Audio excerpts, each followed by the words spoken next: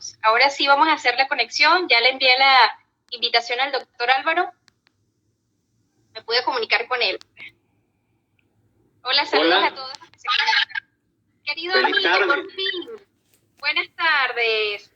Tuvimos una pequeña falla en la comunicación, pero qué bueno que ya retomamos. Y bueno, venía conversando con mis seguidores, con los que ya se estaban conectando, y por supuesto quiero comenzar agradeciéndote por aceptar, por esta invitación y por siempre estar pensando en, como tú dices, en esa alianza o uniendo voluntades, como tú dices. Y bueno, quiero agradecerte por tu receptividad y por estar el día de hoy acompañando. El doctor Álvaro Montilla, cirujano general y cirujano coloproctólogo. Bienvenido, amigo. Feliz tarde. Bueno, para mí es un placer, Criselis, estar junto a tus seguidores como a mis seguidores y poder compartir experiencias, uniendo voluntades, como siempre lo he dicho, y tratando de dar a conocer nuestras especialidades y cómo complementarnos en el día a día. Así es. De hecho, así denominamos el live, acción en conjunto, gastroenterología y coloproctología. Oye, ¿tienes un problema con la imagen? No sé si es a mí que se me entrecorta un poco. Pero bueno, vamos a ir avanzando. Entonces, definitivamente, tenemos que comenzar hablando, ya lo había más o menos adelantado. Vamos a retomar este live, Okay. Y así va a quedar guardado, por supuesto, en nuestra cuenta, para que aquellas personas que no lo puedan ver en tiempo real tengan el acceso en 24 horas que va a estar la imagen. Entonces, sin duda, comenzar a definir lo que es la coloproctología. Quisiera que comenzaras hablando en tu especialidad, querido Álvaro, de la coloproctología. ¿Qué significa? ¿Qué es la coloproctología? Bueno, gracias, Criselis, por empezar por esa pregunta. Siempre tengo la experiencia cuando veo pacientes con patologías colorectales o anorrectales que llegan a mi consulta y les pregunto por qué están ahí y les comento que si saben qué es la coloproctología. Y muchos de ellos me dicen, no, a mí me mandaron con usted, doctor, pero no sé qué es la coloproctología. Bueno, la coloproctología es una especialidad médica quirúrgica en la cual después de una especialización en cirugía general se hace otra especialización en lo que es la coloproctología. Estudiamos las enfermedades del colon, recto y ano, tanto benignas como malignas, médicas o quirúrgicas. Y en eso se nos comparte a nosotros nuestro día a día. Perfecto, excelente. Pues por supuesto comentaba que eres cirujano general, es el requisito indispensable, como tú lo decías, para hacer esta especialización. Y bueno, la gastroenterología, ya lo definía, retomándolo, es una especialidad médica o una rama de la medicina que se encarga no solo del diagnóstico y tratamiento de las enfermedades del sistema digestivo, sino que además nosotros tenemos una visión de prevención, y que decía que realmente todas las especialidades compartimos el tema de prevención y que debería ser fundamental es fundamental en nuestra formación y en nuestro ejercicio. Entonces, estudiamos, diagnosticamos y tratamos las enfermedades del sistema digestivo, y que está conformado por el esófago, que es ese conducto que transporta los alimentos desde la boca hasta el estómago, por supuesto el estómago, el intestino delgado y en su representante inicial, que sería el duodeno, tenemos yeyuno, por supuesto, el colon o intestino grueso en sus diferentes porciones o clasificaciones. Y no solamente esto, sino que el gastroenterólogo también se encarga del estudio de hígado, páncreas, vesícula biliar y vías biliares. Entonces, aquí, por supuesto, nosotros nos compartimos parte de este estudio, ¿no? En relación al intestino grueso. Es correcto. Ahí es donde nosotros como especialidades nos juntamos y somos complementarios en el día a día, tanto tú en tu manera de pesquisa y prevención en tus pacientes que llegan con trastornos digestivos del intestino, del colon, del recto y del ano, al igual que yo, que veo tanto los problemas médicos del colon, del recto y del ano, que en algún momento pudieran ser quirúrgicos. Exactamente, ya vamos a establecer más adelante digamos, esta complementariedad de la que hablamos, porque sin duda hay cosas que yo no hago de tu especialidad y sin duda cosas que tú no haces de mi especialidad. Yo quisiera, pues, ya una vez definida o delimitado los órganos que se encarga cada una de nuestras especialidades, comenzar con, bueno, algunas preguntas que preparé y que de hecho me hicieron llegar algunos de mis seguidores, y es común este tipo de preguntas, no solo en las redes sociales, sino en la consulta. La primera, sin duda, es, ¿cuáles son las patologías más frecuentes que ves como coloproctólogo, tanto en tu consulta como en la emergencia? ¿Cuáles serían esas patologías, doctor Álvaro? Bueno, sin duda, dentro de las patologías del colon recto y ano, las patologías de ano son las más frecuentes en aparición y en síntomas. Por lo general, tenemos pacientes que vienen de emergencia, en la cual su único síntoma puede ser un aumento de volumen, puede ser un dolor agudo en el ano, puede ser una solamente inflamación, en la cual ya después del examen físico que uno lo ve durante la emergencia, puede discernir si es diagnóstico de un acceso perianal, como aumento de volumen acompañado con fiebre, un aumento de volumen que puede ser un problema de unas hemorroides externas inflamadas o unas hemorroides externas trombosadas, o un dolor anal agudo que puede ser o un hemorroide o un acceso o una fisura anal. Entonces, esas tres patologías son las más frecuentes como motivo de consulta en el área de emergencia. Ahora bien, perfecto, dentro de la consulta en consulta electiva, tenemos el paciente que me dice, doctor, yo vengo a su consulta porque tengo un aumento de volumen que a veces se me sale, a veces se me reintroduce y eso no me deja vivir. Estamos en presencia de un proceso ya, una enfermedad hemorroidal con frecuencia, que es lo más frecuente, en la cual se sale y se mete dependiendo de la calidad de la evacuación. O mire, doctor, yo tengo un mes, una semana con un goteo, un sangramiento, ese puede ser otra causa de consulta electiva. O, doctor, tengo tiempo, un mes, 2 meses con un dolor anal que se me quita, me vuelve a aparecer, se me quita, me vuelve a aparecer, y podemos estar presencia en una fisura anal crónica, si es un aumento de volumen progresivo, en una enfermedad hemorroidal crónica que se da con el esfuerzo al evacuar, o un dolor solamente agudo que puede ser un acceso o una fisura.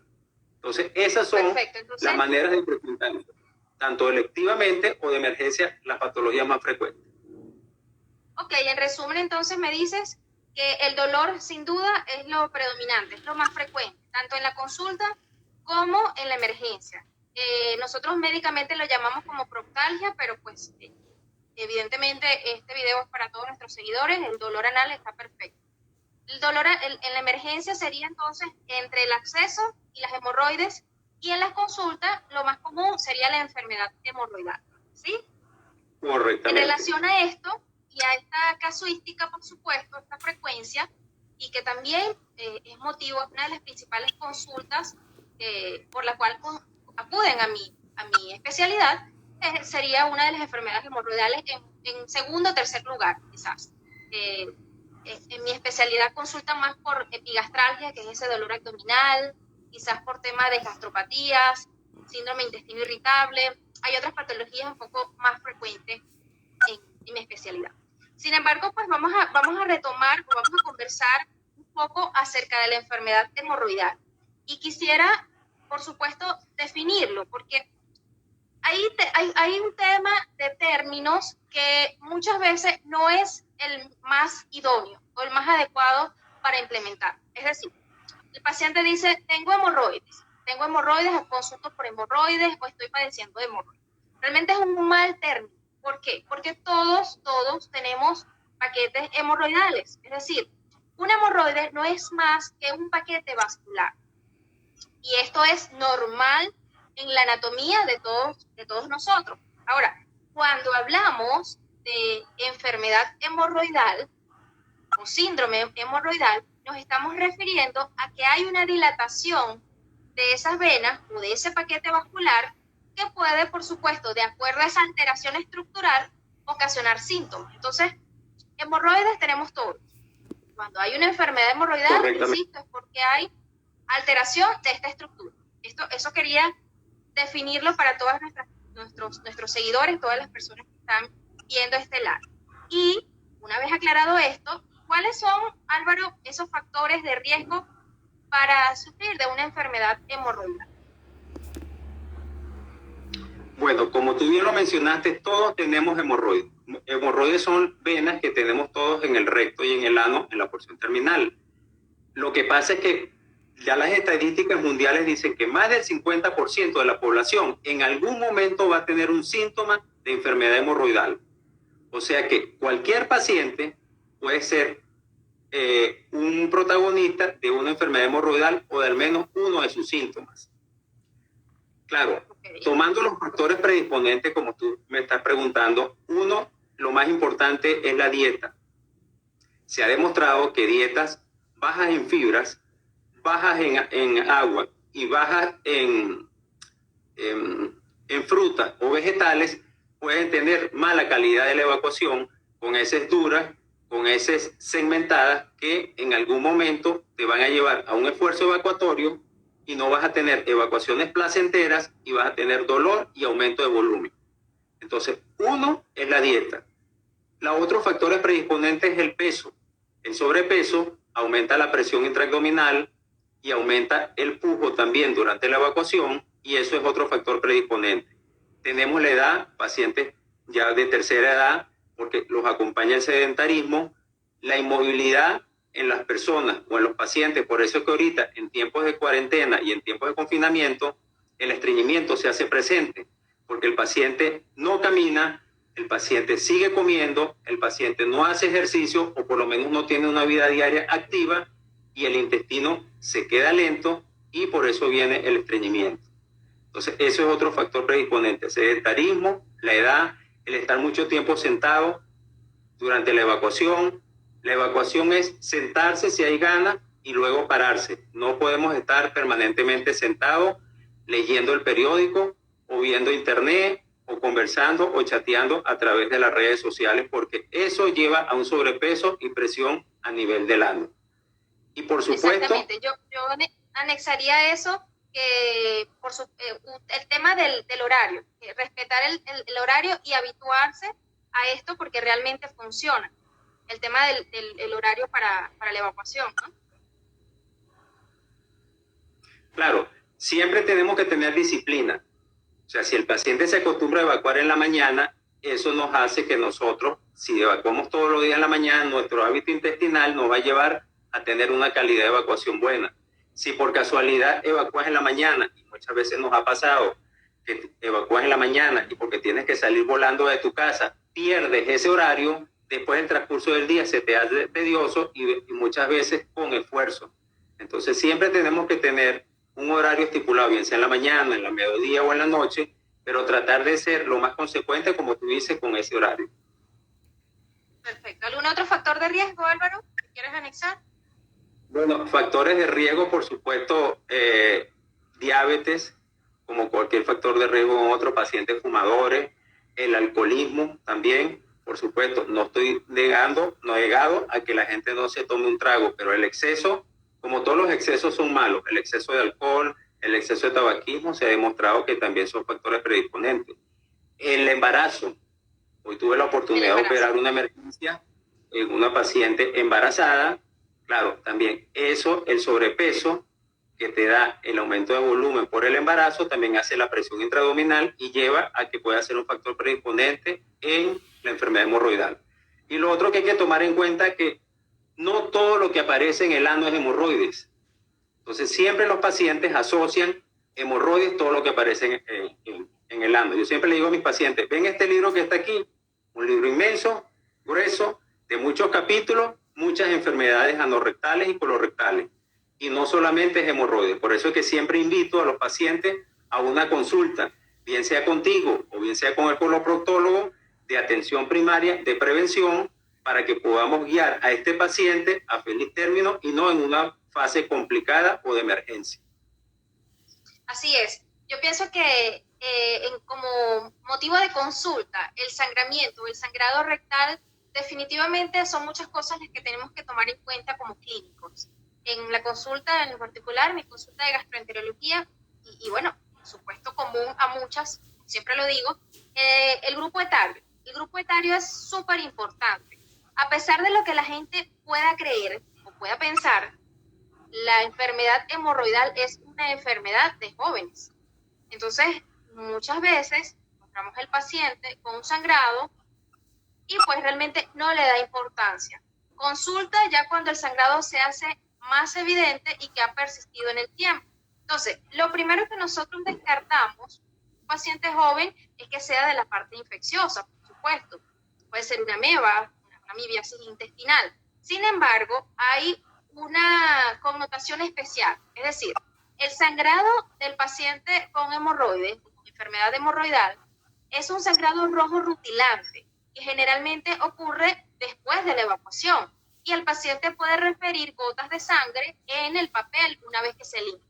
Entonces, esto es algo típico o como decimos en medicina patoneumónico, característico de la enfermedad hemorroidal. Por otro lado, descartar de que el sangrado sea en las heces, es decir, que se acompañe de las heces, que eso se llama hematoquexia, es otra cosa, y sí nos hace hacer diagnósticos diferenciales entre la parte infecciosa y la parte de enfermedad hemorroidal. Por eso es tan importante siempre que ante un sangrado, ante la duda, consultemos y el facultativo decida si realmente hay indicación para hacer una rectosigmoidoscopia, que es una colonoscopia incompleta o corta, por así decirlo, su examen de heces o su cultivo, o si por el contrario tiene indicación para hacer una colonoscopia total, que sería la recomendación para este paciente, ¿no?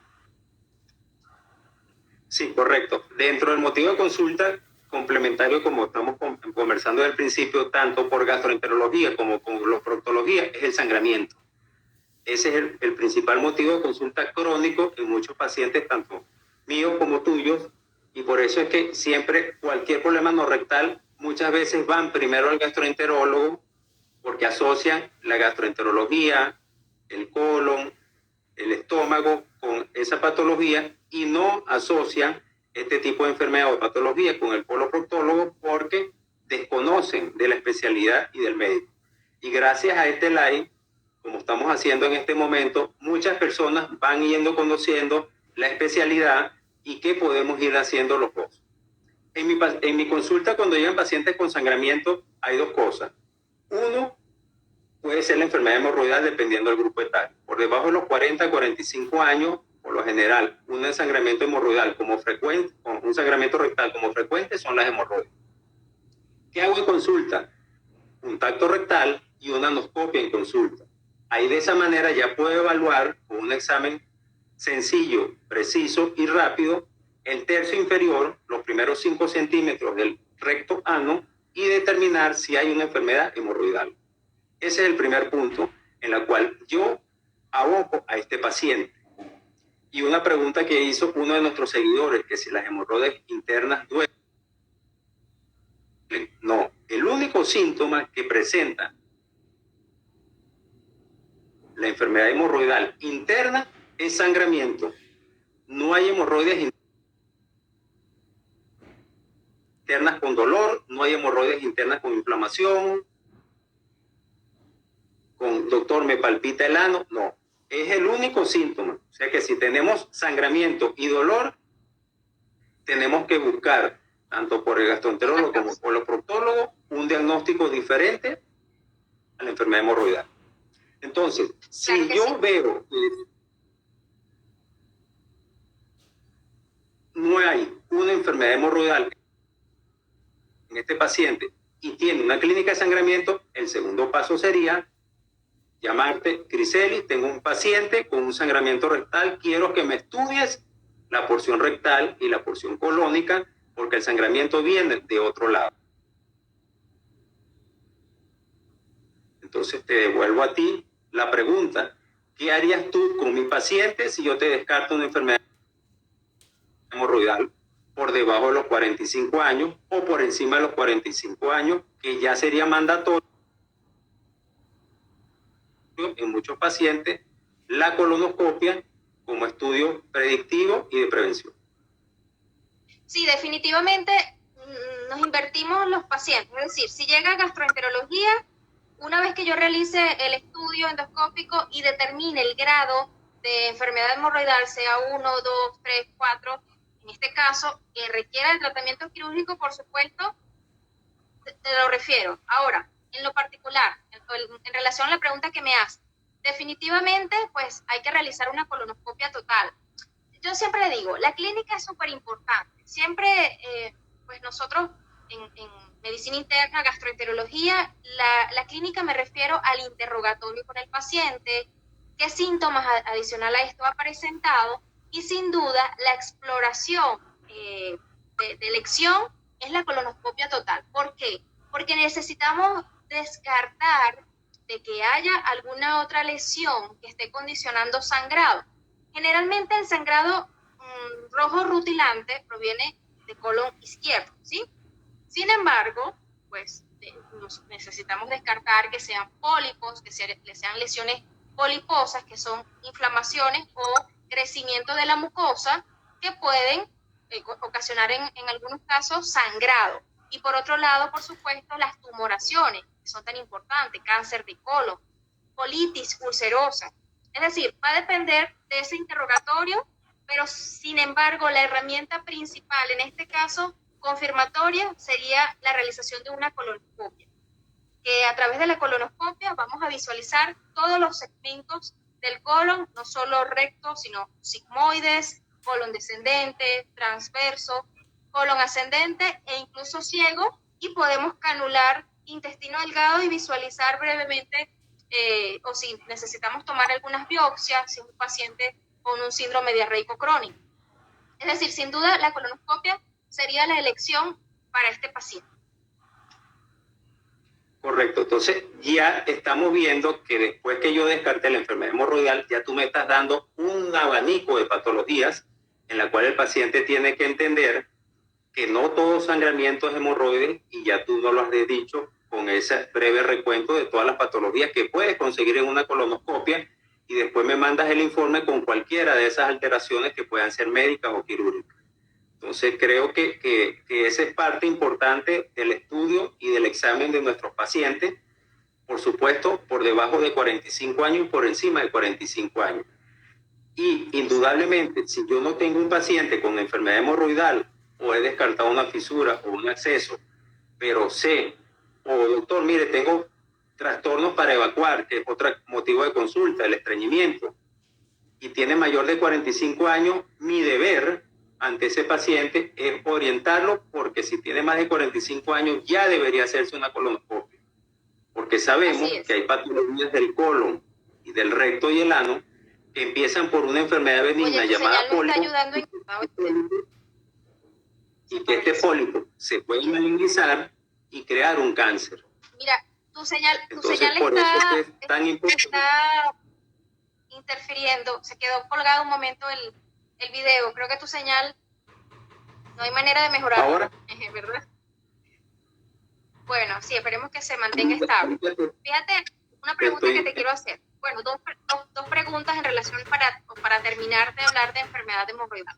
Primero, ¿cuáles serían las indicaciones para el tratamiento quirúrgico de una enfermedad hemorroidal? Un paciente que me llega a la consulta, quizás lo traté médicamente, o cuál sería de entrada al diagnóstico del gastroenterólogo para decidir que requiere un tratamiento quirúrgico. Bueno, si tienes un paciente con un sangramiento, un aumento de volumen, podemos tener varios grados. Grado 1, grado 2, grado 3 y grado 4. Y la evaluación de los grados va a ser el tamaño hemorroidal, si tiene más de 1 o 2 paquetes o 3 paquetes. Y dependiendo de eso van a ser las alternativas quirúrgicas. Podemos tener una resección solamente de un paquete hemorroidal. Eso no significa que ese paquete hemorroidal que se resecó se va a reproducir. Que muchos pacientes dicen, doctor, se me reprodujo el hemorroide. No, nosotros tenemos de 4 a 5 paquetes hemorroides, y si no todos están enfermos, no hay necesidad de quitarlos. Entonces, resección de hemorroides en algún paciente es la primera opción. Resección y sutura. Tenemos también la ligadura con banda en consulta, que son hemorroides pequeñas con sangramiento escaso, que pueden ser manejadas en consulta. O los grandes procesos hemorroidales, donde el paciente dice, se me sale la hemorroide, yo me la reintroduzco o se me quedan permanentemente afuera. Tenemos ahí como alternativa lo que se llama la hemorroidectomía o mucosectomía con engrapadora circular cortante, que es una técnica con una máquina especial que corta en forma de rodete todos los paquetes hemorroidales a la vez. Entonces tenemos ligadura con banda, resección local y el uso de la autosuturadora para resecciones amplias de hemorroides grado 4 y 3. ¿Cuál es el tiempo de recuperación? Fíjate que en torno a las hemorroidectomías o el tratamiento quirúrgico hay muchos temores. Yo veo muchísimos de mis pacientes que son refractarios a ir con el coloproctólogo. Y son esos pacientes que les explico que tienen indicación quirúrgica y no hay manera, o sea, no quieren ir con el coloproctólogo. He tenido digamos, la responsabilidad de tratarlos médicamente, muchos han mejorado y una gran parte no persisten, son refractarios, pero están negados al tratamiento quirúrgico porque hay muchos temores infundados. Tú hablabas entonces de las ligaduras con bandas, que entiendo que es para grado 3, cuando no se pueden reducir, pero ¿qué otra cosa hay, digamos, de forma ambulatoria, menos traumática para el paciente y en relación a la recuperación? Es decir, el paciente se opera en la mañana y puede estar en su casa en la tarde. ¿Cómo es qué se está haciendo hoy en día en relación a esto, a la recuperación rápida del paciente? Y que sea menos doloroso, por así decirlo. Bueno, podemos tener una cirugía lo que se llama ambulatoria. Ambulatoria significa que puede ser en quirófano, pero se va el mismo día. Esto es una forma de llevar el paciente. Lo que yo siempre le digo a los pacientes, primero, no es lo mismo una cirugía hemorroidal en manos de un coloproctólogo, que lo hace de manera habitual, que de un cirujano general, que lo hace ocasionalmente. El trato de los tejidos lleva a que la evolución sea mejor, a que el dolor sea mejor y el proceso postoperatorio. También le digo a los pacientes que siempre preguntan, mire, operaron a fulanito de las hemorroides y le dolió mucho. Siempre la cirugía de emergencia es una cirugía más traumática, es una cirugía con tejidos inflamados y una cirugía en la cual el paciente se acuerda del dolor previo a la cirugía, una semana, un día, 3 días y después la molestia postoperatoria. Entonces, aparte de la cirugía, como te expliqué, ligadura con banda, resecciones locales o resecciones amplias con autosuturadora, que es la más inocua, es la que menos dolor tiene y mejor recuperación postoperatoria, pero todo va a depender de que no sea una emergencia quirúrgica. El paciente que logró pasar una crisis, lo invito a la consulta, que si uno diagnostica una enfermedad hemorroidal ya debería tratar de buscarse la manera quirúrgica de manera electiva, sin inflamación y sin dolor, para que la respuesta sea satisfactoria y el paciente agradezca la cirugía. Ok, perfecto. Retomando también el tema, una de las preguntas que te hicieron a ti, que tú las respondiste, también me la hicieron a mí. ¿Por qué el paciente operado de enfermedad hemorroidal puede tener una recidiva o una recaída? Ese es otro de los temores infundados en los pacientes. Entonces, claro, tú decías que no se ligan todo el paquete, quedan algún paquete vascular, por supuesto, sin ligar. Entonces, ¿qué pasa? A ver qué comentario tú me haces, porque si no se trata también el factor de riesgo que condicionó toda esta enfermedad, por supuesto que vamos a tener una recidiva. Es decir, si detectamos o si el factor de riesgo es la obesidad, si el paciente no pierde peso, si el paciente es hipertenso y no es controlado, si es un paciente que habitualmente realiza muchas maniobras de balsado, es decir, de fuerza, si no tratamos la patología de base que le esté condicionando la enfermedad hemorroidal, evidentemente el paciente no va a mejorar, ¿no? Esto es una de las cosas que pasa por el fracaso de la cirugía. Eso es correcto. Como yo le explico a los pacientes, las hemorroides son venas que todos tenemos, igual que las mujeres tienen varices en las piernas. Entonces, si una mujer no se le ven las varices de manera evidente, yo no se las voy a quitar esas venas preventivamente para que después cuando tengan una edad más adulta vayan a reproducirse. Así son las hemorroides. Si las hemorroides no se ven y no están sintomáticas, no hay manera de sacarlas preventivamente. Y es lo que tú dices, si ya tú tienes un paquete hemorroidal enfermo y te quedan 4 o te quedan 3, tienes que cuidar esos paquetes para que no se enfermen. Como tú dices, tenemos que cambiar nuestra dieta, hacer deporte, hacer ejercicio, tomar mucha agua, fibra con las comidas, tanto en vegetales como en frutas. Si no mejoramos el hábito de esa manera, vamos a tener nuevamente una crisis hemorroidal de esos paquetes que no estaban enfermos la primera vez de la cirugía. Exactamente, y aprovechando también de recordar, existe mucho tabú aún en siglo XXI acerca de las patologías anorrectales. Yo veo muchísimos pacientes, con hemorroides, y pues hablando entonces, una pregunta en particular que me hacía uno de mis seguidores y pacientes. ¿Qué se hace, hablando de pacientes homosexuales y que tengan enfermedad hemorroidal? Fíjate que este es un tema bien interesante, ¿no? Me ha tocado en varias oportunidades. Pacientes que sabemos, por supuesto, cuál es su hábito sexual o su preferencia sexual, paciente masculino, homosexual, entonces que tenga hemorroides. ¿Hay alguna connotación particular o especial, alguna recomendación para estos pacientes que son refractarios a tratamiento médico? Te voy a comentar acerca de un paciente que yo vi, pero quiero primeramente que tú me comentes cuál es el manejo a tu perspectiva. Bueno, primeramente, yo diría que no es un tipo de relación solamente de la homosexualidad o la biodiversidad, como se está diciendo ahorita, porque también en los heterosexuales se ven las relaciones anales. El problema es que bien sea heterosexual o homosexual con la enfermedad hemorroidal, es que si sufres de enfermedad hemorroidal en fase aguda, por supuesto, el trauma que pueda generar la penetración va a llevar inflamación, va a llevar a dolor y va a llevar a sangramiento. Entonces, si tienes una enfermedad hemorroidal sintomática con dolor, inflamación y sangramiento, por supuesto, las relaciones sexuales anales estarían ahí en ese momento paralizadas. Pero si vemos que pasó la inflamación, que no hay dolor y que no hay sangramiento, y tienen un hábito sexual a través del ano, pudiera eventualmente volverlo a tener. O sea, la única contraindicación sería fase aguda o sintomática de la enfermedad hemorroidal. Chévere. Te voy a hacer una pregunta que hacen acá, pero quiero cerrar este comentario. En particular a este paciente que, en el que pienso con esta pregunta que me hace este seguidor, yo tuve un paciente así, he tenido varios, sin embargo recuerdo a este paciente en particular que, imagínate, en un homosexual lo digo porque es el sexo frecuente, es lo habitual en este paciente. Entonces, ¿cómo haces para decirle al paciente que tiene que estar 2, 3, 4 meses quizás en abstinencia sexual? Es decir, es difícil manejar un paciente homosexual con una enfermedad hemorroidal. Incluso en un paciente, unas enfermedades hemorroidales grado 2.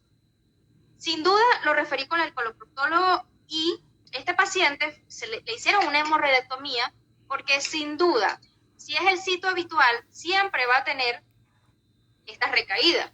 Entonces, definitivamente, no sé si fue una conducta preventiva, pero le realizaron una hemorroidectomía y actualmente, el paciente de hecho era un paciente habitual y ya, gracias a Dios, está muchísimo mejor. Y definitivamente eso mejoró su calidad de vida y su acto sexual. Entonces, no sé si existe algún consenso en cuanto a eso, por eso te preguntaba, si existe alguna connotación.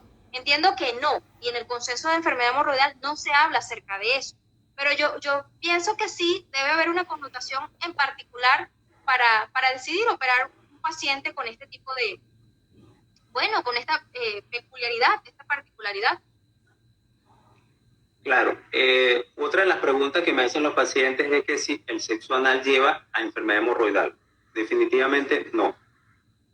El hecho de que no tengas enfermedad hemorroidal y empieces a tener sexo anal, eso no va a llevar a enfermedad hemorroidal.